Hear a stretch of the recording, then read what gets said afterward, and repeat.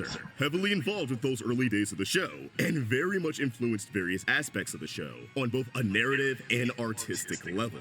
Although Rebecca was always steering the ship, it is her show after all. Ian was very much the co-captain in my eyes, and the magic they both brought forth as a power couple definitely dissipated from the average episode of the show once he left to make OKKO, which, even though it's been over for 3 years, I still highly recommend checking out because it is a relentlessly funny, relentlessly charming show with a satisfying beginning, middle, and end. I still think Steven Universe is fantastic in its later seasons, even if that's mainly relegated to the story-driven episodes. But jumping from late season 1 to season 4 or 5, it does feel like a different show in execution. Ian returning to Steven Universe in that same executive producer role, alongside a creatively rejuvenated Rebecca, just sounds like something too good to pass up on. But it cannot be in the same format or demographic as it was before. It needs to be something different. In the same vein, Future was different from the original series. Granted, I know not everyone is the biggest fan of Future. It's the most divisive installment of the entire franchise. And I think, just like the original series, that boils down to how your own personal experience will affect your perception and enjoyment of the series. While I understand if you don't like aspects of Future status quo or how uncomfortable and real it got in tone, I personally dug its vibe and prefer its tone over the original series, even if I ultimately got more enjoyment out of Steven Universe proper.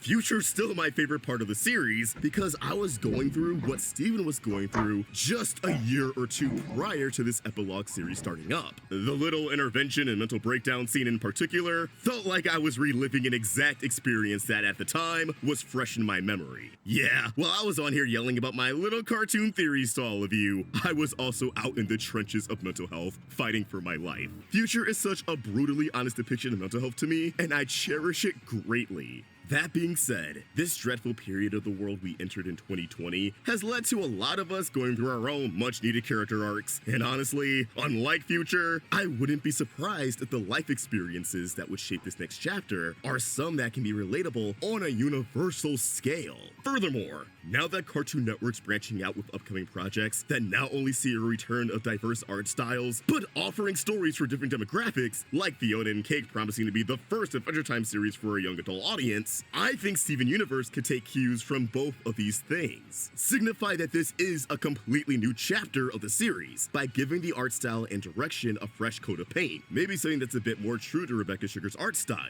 or maybe something more anime-esque, implementing and refining details found in episodes done by Jeff Liu, Mickey Brewster, or Maya Peterson. A Steven Universe that's a bit more dynamic with sharp edges. Basically, I want to see an evolution in an art style that calls to mind the same jump that Ben 10 had between its original run and the likes of Alien Force, making it clear that although we're following the same character, these are two completely different stories. Side note, but Omniverse's art style deserves more respect. People clown on it solely for being different, when in reality, it's just if Ben 10 was drawn in the style of Teen Titans, and that's badass. But what I think a new Steven Universe needs above anything is to pivot to a young adult audience like Fiona and Cake. Granted, we don't know what young adult exactly means, but if they're really saying the original run of Adventure Time and even Distant Lands doesn't constitute young adult with all the risque, immature content they did fit in, they gotta be pushing boundaries and breaking barriers. Which is something both Adventure Time and Steven Universe already excelled at. Who knows, maybe instead of TVPG, Fiona and Cake will be TV-14. But to continue Steven Universe in the most meaningful way imaginable, I think it does need this pivot. Continue to age up Steven a few years, make him Cartoon Network's Goku, in the sense that we see him go from a young child to a fully grown adult who's fully mastered his abilities. I mean shit, OG Dragon Ball's last arc featured an adult Goku, just like how Future gave us 20 episodes of 16-year-old Steven. So now, give us that Steven Universe Z, with a Steven who's entering his early 20s. Allow him to continue to grow up with the people who were touched by his story as kids. Not to mention, an explicitly adult Steven Universe series negates the NPC mentality that they're brainwashing the youth with their gay propaganda, since a lot of those Twitter drones like to claim those stories stories should be reserved for adult media anyway. But I do firmly believe there's plenty of stories that can fit in the world of Steven Universe that, at the same time, wouldn't have fit in the version of Steven Universe that's a kid's show.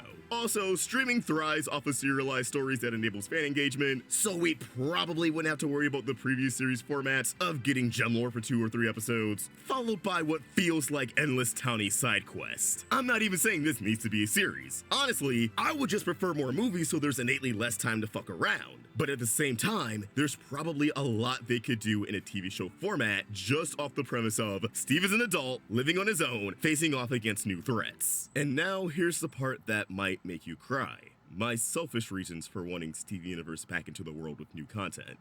Grief is a central theme of Steven Universe, explored in many, many ways. And although I dealt with grief before, I feel closer to the series than ever after this year. You see, back in January, I suddenly lost my partner, Emily, in an accident. She was my ruby and I was her sapphire. And early into our relationship, I got her into Steven Universe. Like, really into Steven Universe. It changed her life and was a show she shared with her siblings who identified and connected with the show just as much. When Steven Universe Future ended, I wasn't watching the finale on stream, screaming my hyperactive ass off like with the last 2 seasons. I was watching it with her in our apartment. I was watching it with her in our apartment. When I last said goodbye to Steven Universe, she was by my side. Her mom brought back her apartment key still attached to her lanyard. And aside from the key, the only thing on there was the garnet keychain I gave her a long time ago. All I could do for a moment was just stare and hold back tears. I don't think I'd classify myself as doing good or even okay now. I don't know what I feel anymore. It hasn't even been 6 months, and I miss her every moment of every day. And now that I know Rebecca and Ian are ready to make more, I feel like I desperately need it, because maybe, just maybe, if I'm able to return to this world, I'll be able to spend time with her again. At the very least, this series could be an aid in navigating these complicated emotions, and how to grow new parts of myself to replace the parts that died with her. And I think a lot of people who were once fan of the series, dealing with their own losses, may feel the same way.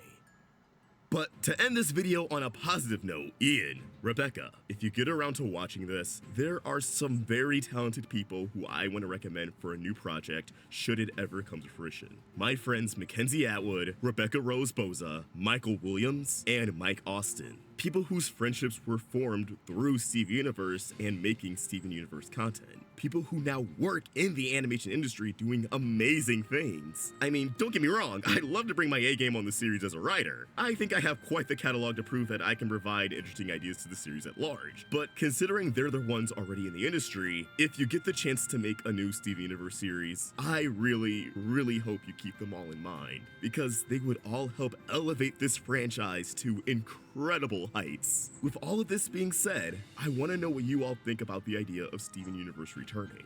I definitely want to commit to making new Steven Universe content in 2022, delivering my own hot takes and diving into the world in new ways. So if you want to know how progress on that is going, please consider following my socials at OstricVox on Twitter and Instagram. Thank you all so much for watching, and I hope you have an awesome day. See you later.